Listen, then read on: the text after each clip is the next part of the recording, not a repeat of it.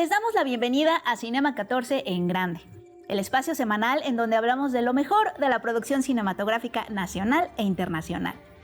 Un padre y su hijo se unen para conseguir un sueño que romperá todo tipo de prejuicios. Concierto para otras manos, documental de Ernesto González Díaz, nos presenta la historia de David González Ladrón de Guevara, un joven con una condición genética que limita su movilidad y reduce su audición.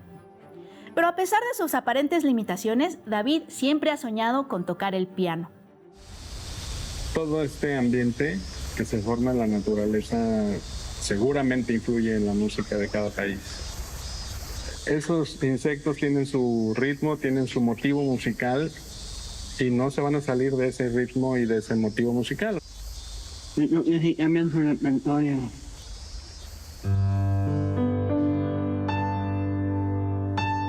Cuando yo era pequeño recuerdo que yo veía a mi papá que tocaba piano y yo me ponía muy feliz y yo decía, ay, algún día yo puedo tocar piano. Es como algo que todos los papás desean. Tus gustos, tus pasiones, compartirlo algún día con tu hijo, ¿no?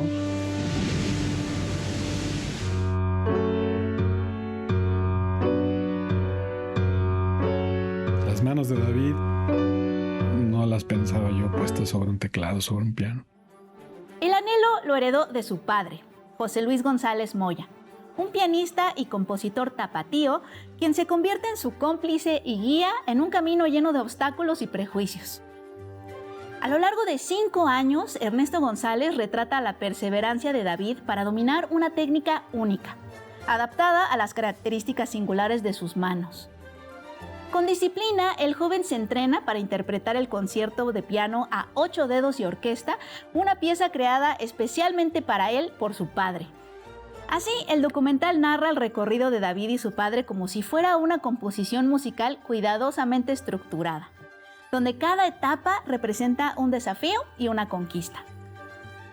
El acto final es la culminación triunfal de un esfuerzo que al romper muros cambia la forma en que nos vemos como seres humanos. Lejos de sentimentalismos estridentes, el cineasta deja que los protagonistas se luzcan. Estrenada a nivel mundial en el Festival Internacional de Cine en Guadalajara, Concierto para otras manos es una historia sobre la capacidad creadora de los sueños. Solemos vivir en un mundo lleno de prejuicios que inhiben la imaginación. Pero David y su padre nos demuestran que el arte va mucho más allá de la técnica aceptada, y que es en las diferencias en donde reside lo mejor del espíritu humano. Concierto para otras manos es un testimonio delicado y sólido sobre cómo el verdadero triunfo muchas veces no consiste en perfeccionar los cánones existentes, sino en demolerlos.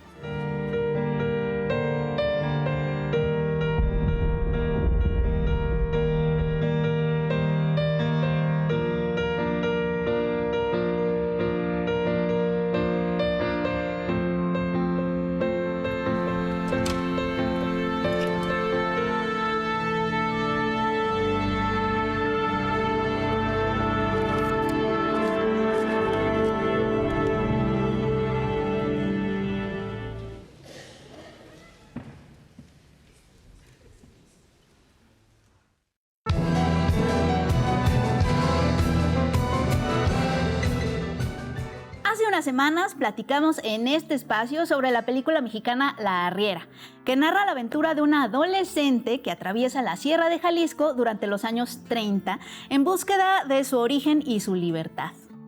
Y hoy tenemos la oportunidad de platicar con Isabel Cristina Fregoso, la directora de este emotivo viaje iniciático que rápidamente se está convirtiendo en uno de los relatos favoritos de audiencias mexicanas. Isabel, muchísimas gracias por estar con nosotros en este espacio. Hola, muchísimo gusto de estar aquí, la verdad muy contenta. Saludos a toda tu audiencia. Muchas gracias. No, pues nosotros, qué placer poder hablar contigo, porque la verdad es que me parece que esta película, La Arriera, es una película muy importante. Fíjate que parecería, ¿no?, que a simple vista es una película y una historia muy específica, ¿no?, de un adolescente en cierto momento del pasado, en un pueblo rural, ¿no?, que además se habla de identidades también diversas. Pero yo como mujer de 2025 sentí como que me recordó muchas de las odiseas internas que yo pasé de adolescente, ¿no? Y parecería que Emilia, tu protagonista, y yo no tendríamos mucho en común, pero de pronto tenemos todo en común. Entonces, quería preguntarte, tú como cineasta y como mujer, ¿cuál fue tu proceso haciendo esta película desde pues que la escribiste, ¿no? En compañía de Alfonso Suárez, me parece. Sí, así es. Hasta, sí, pues todo el proceso, y si tuviste odiseas internas propias a la hora de hacerla. Claro que sí, pues es que yo creo que para el proceso creativo y para la comunicación, digamos, de los dolores, de las emociones, de las alegrías, que yo creo que de eso se trata el cine, por lo menos para mí, como poner en común todo eso que nos ocurre como personas. Yo me inspiré en la historia de mi abuelo, que fue arriero cuando era muy joven, y ya desde ahí a mí me provocaba como una sensación de inquietud y de búsqueda de por qué mi abuelo o cómo le había hecho siendo tan pequeñito para hacer su primer trabajo como arriero. Entonces todo eso me fue a mí como dando o alimentando mi curiosidad de cómo podría ser la vida de una persona así en esa época. Uh-huh. Y por otro lado, pues también siempre me ha interesado hablar de lo que nos pasa a nosotras, porque pues es la experiencia de la cual yo puedo partir, de lo que les pasa a mis tías, a mi abuela, a mis ancestras, ¿no? Entonces, pues por ahí fui imaginando estos personajes y cuáles serían sus emociones y sus circunstancias complejas. Claro. ¿Qué oportunidades te representaba a ti? Un poquito nos hablaste de esto, pero ¿qué oportunidades te representaba a ti como cineasta y como narradora ambientarla en esta época, en el México posrevolucionario? Pues la verdad es un privilegio porque, bueno, una locura al principio, ¿no? Hacer una película de época, pues como está la situación del cine, pues es muy complicada, los costos, ¿no?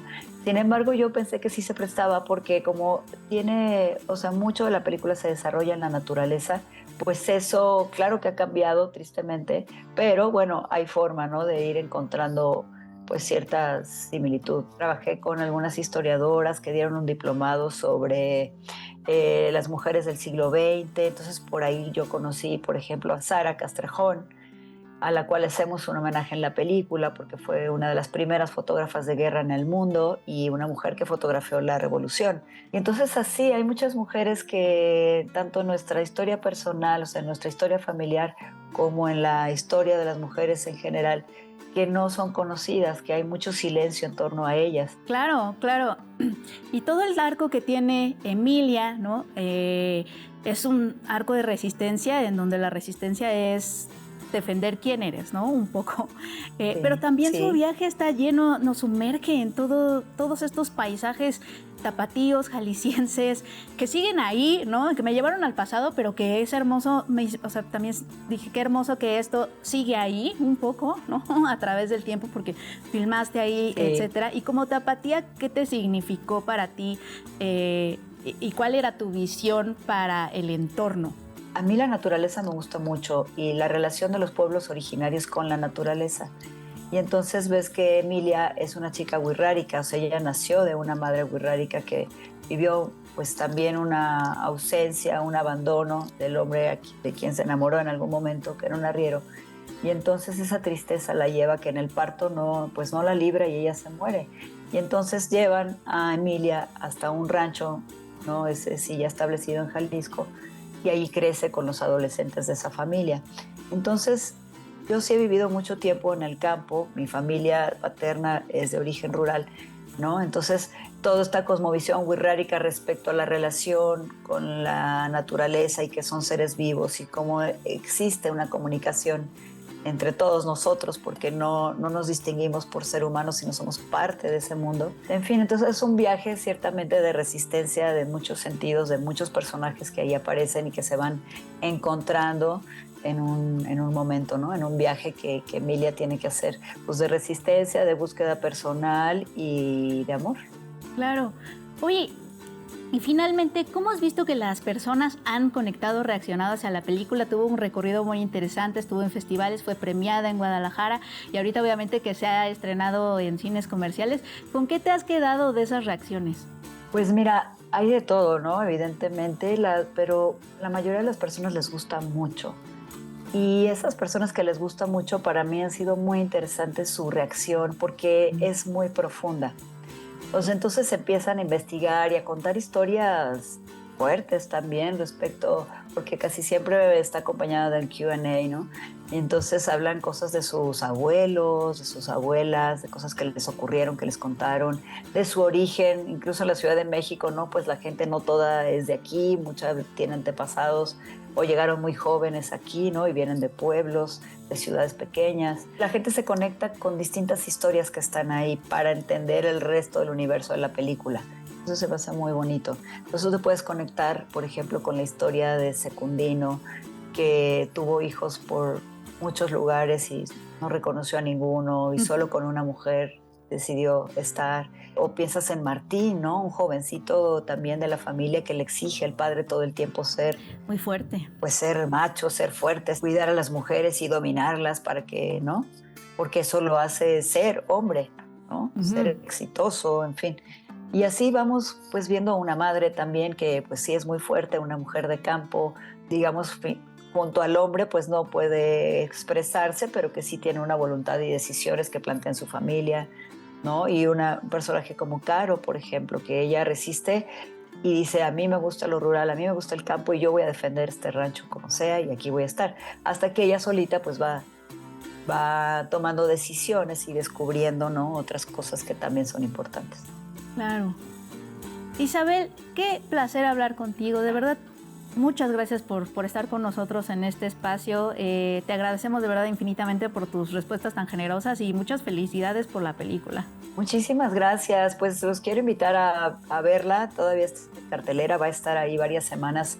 Esperemos en varios cines, pero con certeza en la Cineteca, tanto en Joco como en el CNA en la Ciudad de México y en varias salas comerciales del interior de la República y algunos centros culturales. Entonces, pues el 3 me voy a presentar La Morelia en una sala de cine de arte de allá y pues así vamos a estar como itinerando, vamos a hacer nuestra gira por Mascotas, San Sebastián del Oeste y Vallarta, que son pueblos mágicos que participaron en la película muchas de esas personas y pues los invito a vivir la experiencia del campo, visitar estos lugares y pues es muy reconfortante y es muy hermoso ver también esa forma de vida, esa manera de ver las cosas, ¿no? De ver la vida.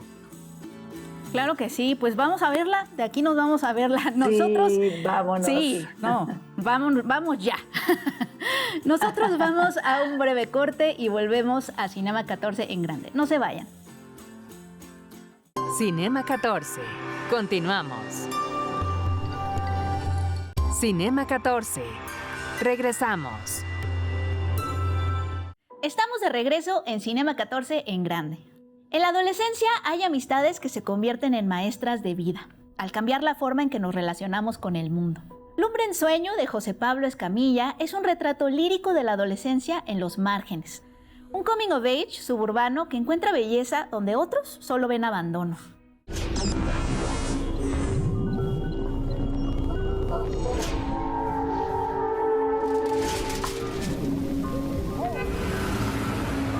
Ricky me estaba diciendo que puede que cierre nuestras ojos. ¿Tú le creíste? ¡Bye! Me voy a ir de bien. ¿Vas a volver o...? Yo espero que no. Yo sé que todo ha cambiado y desde que te fuiste y no tengo a mi lado, mi mano derecha no la había Espero que fallado. puedas pensar mejor tu futuro. El filme cuenta la historia de Lucas, quien trabaja en un local de hamburguesas de mala muerte perdido en el caos gris del Valle de Toluca. Su único respiro son las conversaciones con Oscar, su amigo otaku y compañero de jornada. En los tiempos muertos, ambos imaginan universos e invocan aprendizajes existenciales. Pero un día, Oscar parte y deja atrás una caja misteriosa, una suerte de legado que impulsará a Lucas a registrar su entorno y mirarlo con otros ojos. A veces solo se necesita una cámara estenopeica para cambiarlo todo. El director se inspira en la epopeya de Gilgamesh para contar la historia de una amistad iniciática. Nos plantea la figura del amigo como un guía, como aquel que nos despierta del letargo. La película evoca el cine experimental mexicano y también retoma todo aquello que consideramos feo en una ciudad para resignificarlo. Estacionamientos grises, ropa colgada, marañas de cables y todo lo que normalmente estorba en una imagen aquí cobra sentido. Pero El hombre en sueño también es un testimonio de creación colaborativa. La película es producida por el colectivo Colmena, fundado en 2015 por cineastas comprometidos con encontrar formas no individualistas de crear. Su propósito se queda reflejado en la evolución de Lucas, quien encuentra finalmente un taller en donde comparte ideas y creaciones con más personas. En un mundo digitalizado que constantemente nos empuja a aislarnos, su camino de maduración está ligado a la resistencia de lo colectivo. Yo sé que todo ha cambiado y desde que te fuiste y no tengo a mi lado, mi mano derecha no la había fallado. Puedes pensar mejor tu Si futuro. pudiera volver el tiempo, date cuenta de Buenas lo que ha noches, ¿a quién pasado. busca? Los papeles verdes no A nos Oscar. han cambiado. En este camino me has acompañado. Si triunfamos te haré sentar en un trono. ¿Qué haces ahí? Aquí no se pueden tomar fotografías. ¿Tú eres Oscar? ¡Te vale verga, güey!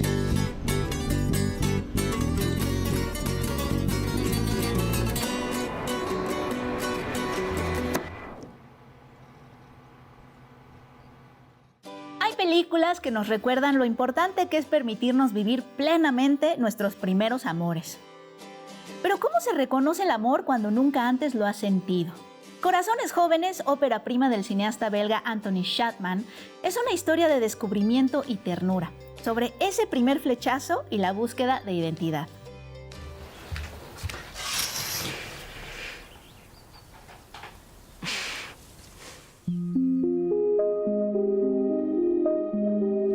Marta zegt dat ze van Brussel zijn. En op de nieuwe vuren, hè? Chin chin. Het jij is verliefd geweest? Ja. Ja, dat is het leukste gevoel ooit, hè?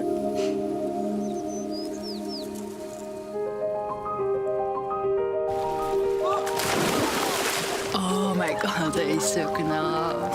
Je kunt toch toegeven dat hij knap is? Dat zou toch een keer raar zijn als ik dat zou zeggen? Ik val toch niet op jongens? Ça va? Ja. Waarom zei je dan niks? Maar ik praat toch? Je praat toch, maar je zegt niks, hè? El protagonista es Elías, un adolescente que vive en un pequeño pueblo entre campos verdes y tardes que pasa con su novia Valerie. Pero todo cambia cuando conoce a Alexander, su nuevo vecino. Un adolescente de su misma edad, pero más alto, más seguro y más libre. A medida que pasan tiempo juntos, recorriendo el pueblo en bicicletas, bañándose en ríos y explorando casas abandonadas, Elías empieza a sentir nuevas emociones. Emociones que le aterran aún cuando vive rodeado de un contexto de amor y apoyo. En medio de esa intimidad en formación, Schatman retrata con delicadeza la confusión, el miedo y también la belleza de enamorarse por primera vez. Corazones jóvenes no es una historia pensada para desgarrar. Temas como el acoso escolar y el miedo al juicio están presentes, pero no a través del matiz trágico o violento que suelen volver a las historias iniciáticas de romance LGBT. Abraza más bien las visiones luminosas y rosadas que han dominado la cultura popular reciente. Filmada como si se tratara de un verano eterno, aunque se haya rodado bajo la lluvia, la película captura la inocencia sin subestimarla.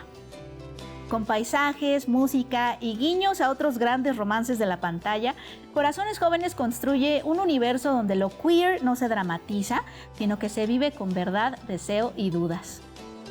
Elías deberá vencer el miedo para conquistar el amor.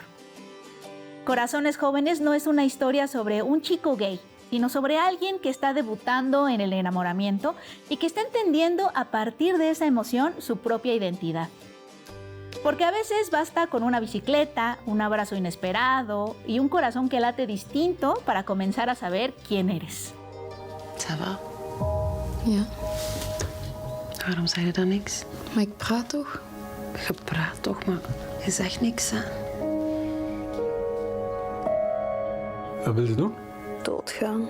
Als je mij nodig hebt nadat je bent doodgegaan. Ik zit op het terras. Hè. Elias, wat is er aan de hand? Heb je eigenlijk wel wie dat ik ben? Als je nu gewoon in fucking Brussel waart gebleven, hè? Dat was nog nooit gebeurd! dan zit ik graag zie bijna. Maar ik kan allemaal wel eens fouten.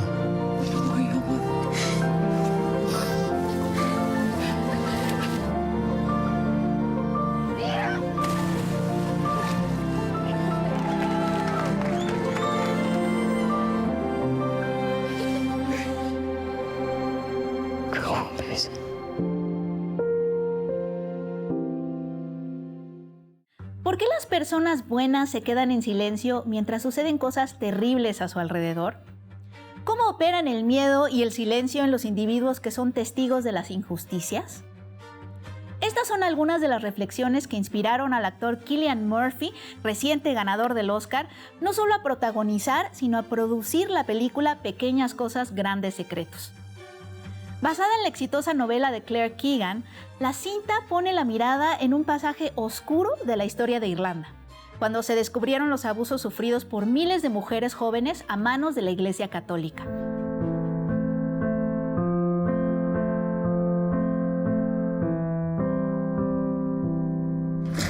Girls. Hi, Dad. How are you getting on? Come on, now, finish up your toast before it gets cold.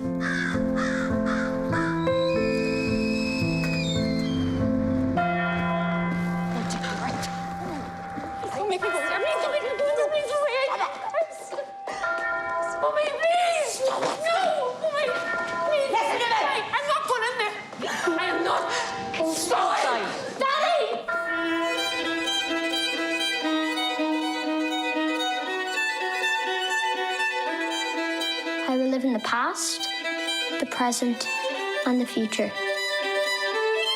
I will not shut out the lessons that they teach. A través de las llamadas lavanderías de la Magdalena, la institución religiosa castigaba a las mujeres jóvenes por conductas indebidas y las obligaba a realizar trabajos forzados. Pero esta no es una historia sobre denuncias ruidosas ni heroísmos anacrónicos. La mirada de la película no está sobre los detalles del suceso, sino sobre los individuos y la complicidad de una sociedad que prefirió mirar hacia otro lado. Cillian Murphy interpreta a Bill Furlong, un vendedor de carbón, padre amoroso de 5 hijas y esposo dedicado. Pero su vida sufre un vuelco cuando atestigua con sus propios ojos lo que todo el pueblo sabe o intuye: la violencia que sufren las chicas dentro del convento. Pero Furlong no es un héroe clásico. Es un hombre común, introvertido, que apenas se atreve a mirar fijamente lo que ha visto. Son sus traumas del pasado y no una convicción anticipada de romper con el statu quo lo que lo llevan a resistir al silencio cómplice, incluso a pesar del inmenso poder que tiene la institución católica en su comunidad.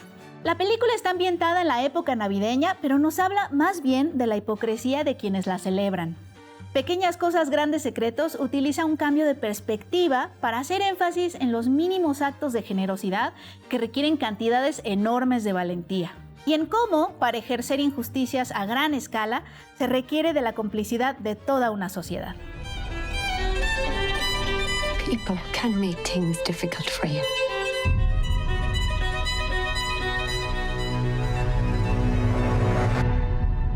Don't you ever question it?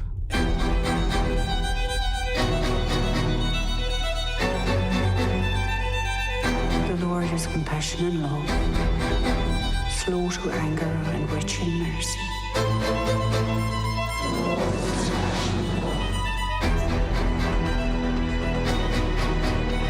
No, don't be thinking you're in any trouble. The Lord is compassion and love. The Lord is compassion and love. The Lord is compassion and love. If you want to get on in this life, there are things you have to ignore.